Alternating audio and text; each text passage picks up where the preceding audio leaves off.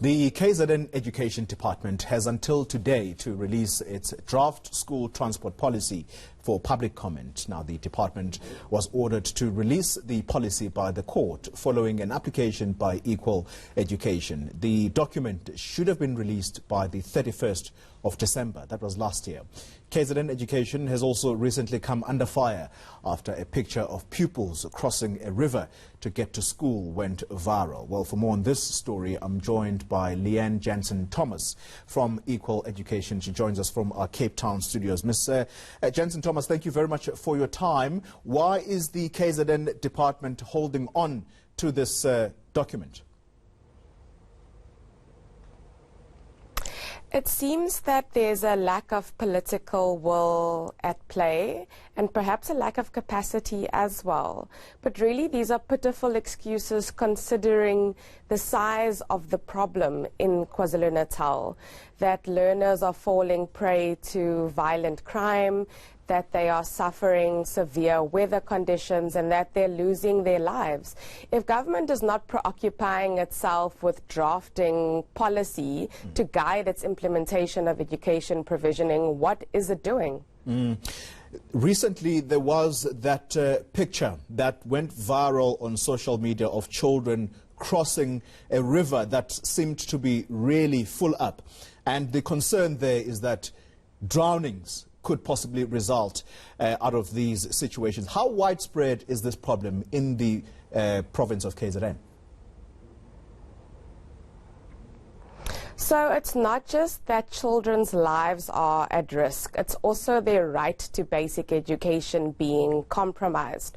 So if learners as young as 5 years old are walking 2 hours to school and 2 hours back over treacherous terrain, as I mentioned, in severe weather conditions, it means that they are either not arriving to school at all, it means that there's absenteeism, but it means that by the time they get inside the classroom, they're hungry, they're exhausted, and how can they be expected to learn? And the MEC was talking to this very channel earlier this week and making all kinds of excuses about why this problem is just insurmountable, I suppose, in not so many words. But he seemed to blame the officials in the schools where these children go, and he has since put together a task team that is going to conduct an audit of the children who are subjected to such conditions. Do you trust that this process is indeed going to be something that the department sorts out? Well, it is not the duty of the officials in the schools to be drafting the policy.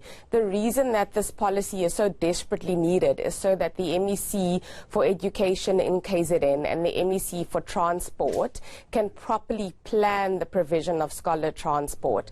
There is conflicting data which was submitted to the Pietermaritzburg High Court on the extent of the problem. And so these are really just excuses. On the other hand, the MEC also talks about budget constraints and the money that this will cost. But South Africa is spending money on bailing out SOEs that are drowning because of mismanagement.